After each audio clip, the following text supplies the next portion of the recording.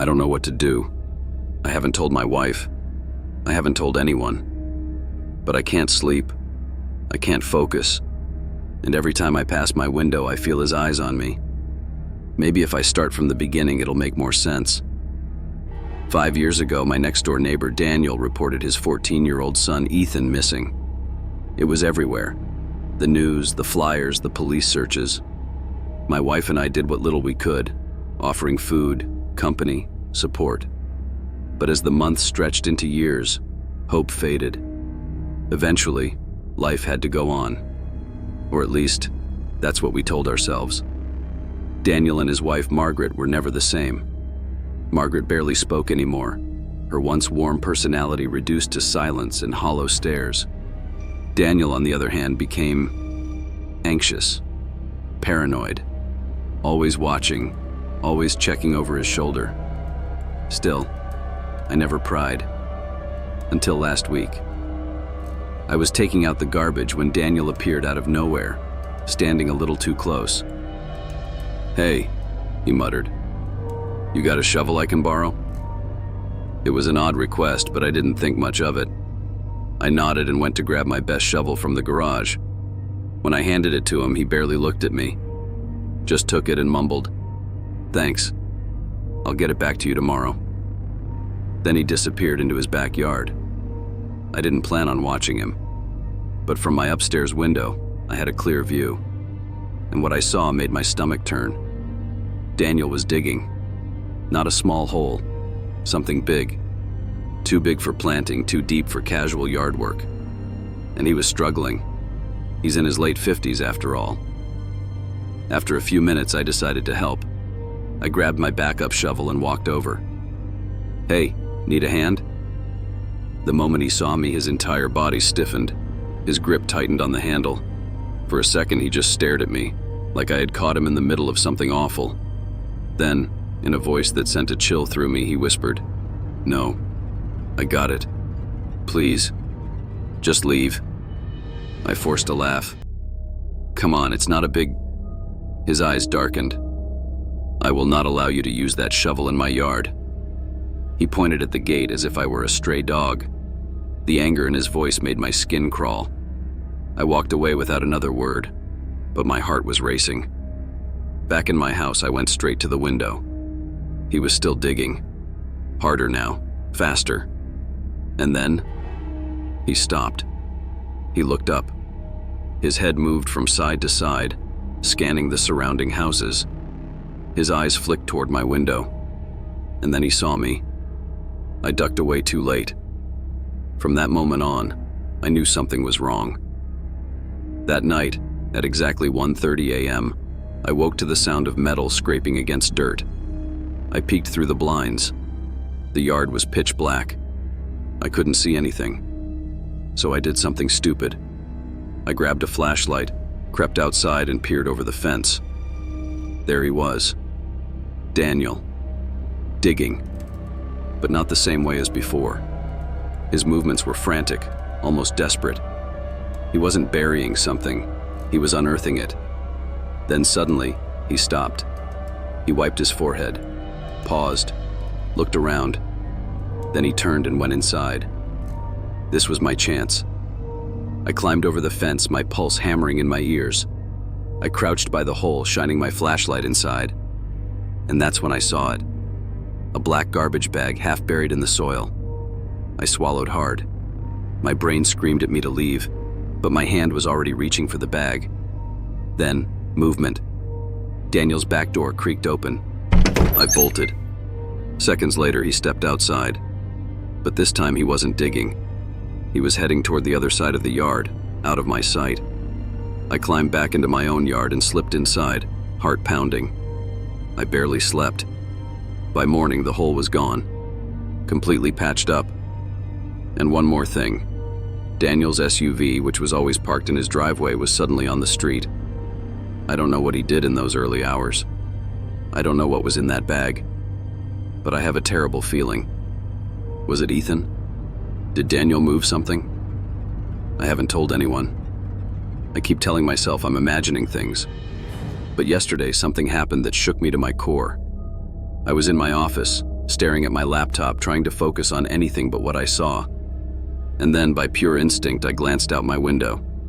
Daniel was at his window, staring straight at me. For a moment, neither of us moved.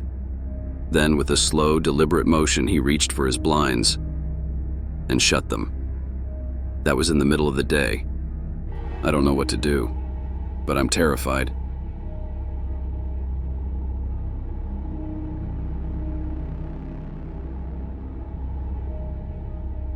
I've lived in 3 houses in my life, 2 with my family and my current one alone.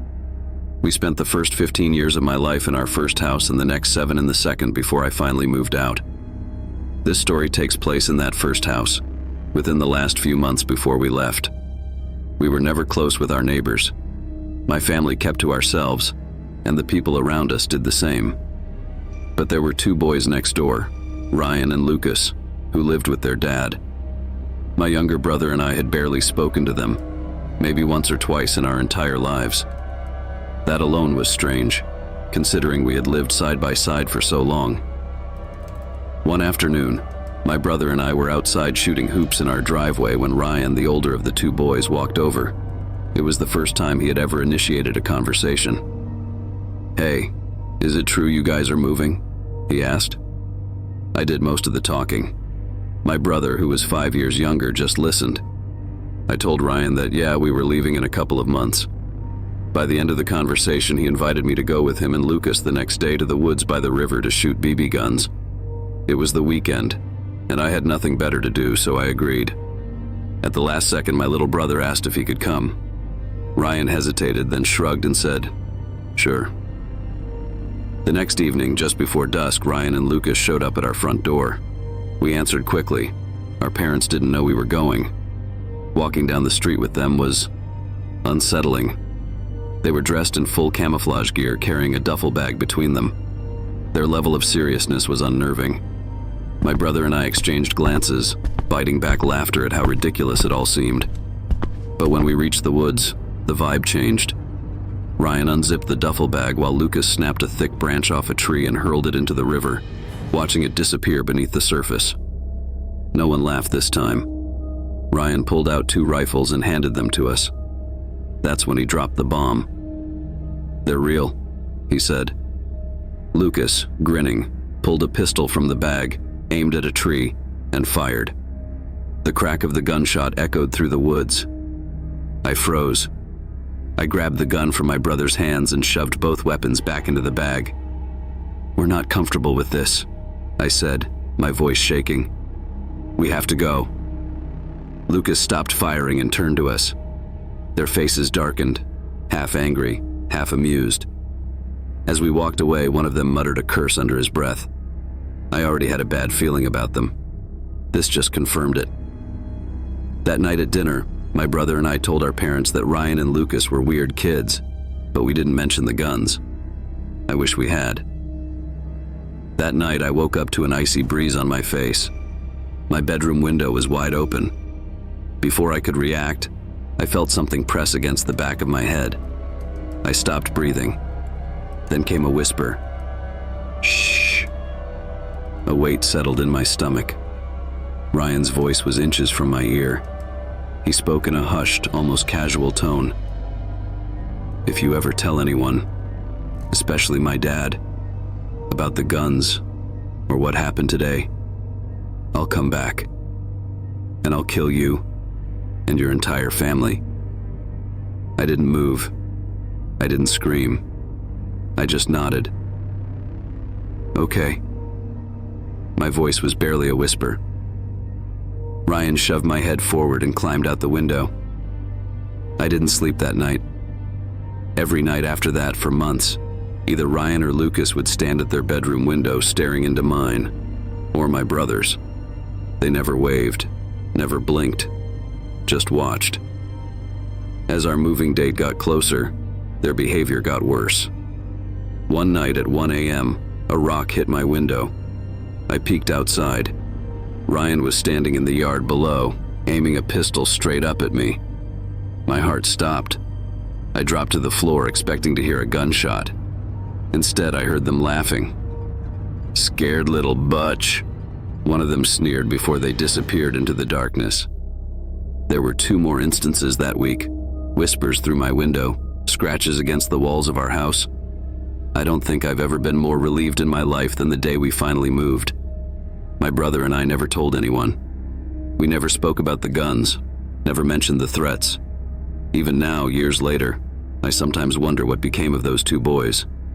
But one thing I know for sure, they were dangerous, and we were lucky to get out when we did.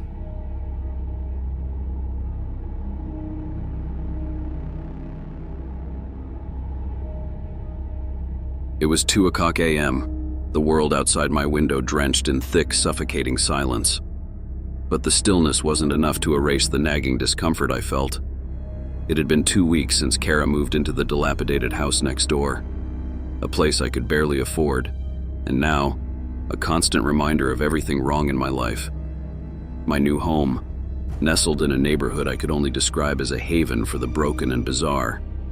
The neighbors on one side, David and his loud, obnoxious friends, were the least of my problems.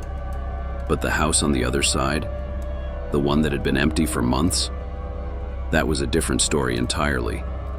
It was a woman in her late 50s, Edith, and her adult daughter Lily. From the start, there was something unsettling about them. Edith always kept to herself, wearing a permanent frown as if life had drained all joy from her bones. Lily, well, she wasn't like anyone I'd ever seen. She moved erratically, often screaming at nothing or staring into space with eyes that looked vacant but full of something sinister. I had become used to their unsettling routines. Edith's terse commands to Lily, the strange shrieks that echoed through the night. But nothing had prepared me for what happened that night. I was lying in bed, trying to get some much-needed rest after a long workday, but the ruckus next door had intensified. I could hear Lily, her voice a guttural scream that cut through the night air, followed by Edith's frantic, almost pleading shouts. This wasn't the usual noise. It was different. I couldn't ignore it any longer. I stormed out of my house, fists clenched in anger. I slammed my knuckles against the door of their house, the sound harsh and desperate. Edith opened the door with a weary scowl. "What do you want?" she spat, her eyes narrowing with irritation. "I just want you to keep it down." I tried to keep my voice calm, though the unease in my stomach was growing. Edith didn't respond. She tilted her head as if my words were falling on deaf ears, before a voice, Lily's, came from inside. She was shrieking again, and this time, I could hear the words. "How dare you!" Lily's voice was twisted, as if every syllable was a dagger. Edith's hands shot out, gripping Lily tightly to keep her from advancing. The door slammed shut with a deafening finality, leaving me standing there, heart racing. Confused, I walked back to my house, but something didn't feel right. The house next door had fallen eerily quiet. Too quiet. It was as though the silence was holding its breath, waiting for something. Hours later, I was jolted awake by the sound of movement from downstairs. I sat up, eyes darting around the room, heart thundering in my chest. The house was too quiet. I listened for any sound, footsteps, breathing, anything, but there was nothing. Then, a creak. Soft, almost inaudible, but unmistakable. I hesitated. I wasn't sure what to make of it, but it was enough to pull me out of bed. I crept to the door, slowly turning the handle. My feet barely made a sound as I moved down the hall, my mind racing with every shadow, every flicker of light. Nothing. I stood there, straining my ears, but I couldn't hear anything now. I let out a breath of relief and started to turn back toward my bedroom. That's when I heard it. A sharp, unnatural gasp, coming from the direction of the stairs. I froze. The air felt thick, oppressive, like something was watching me. I couldn't tell if it was just my mind playing tricks, but something was definitely wrong.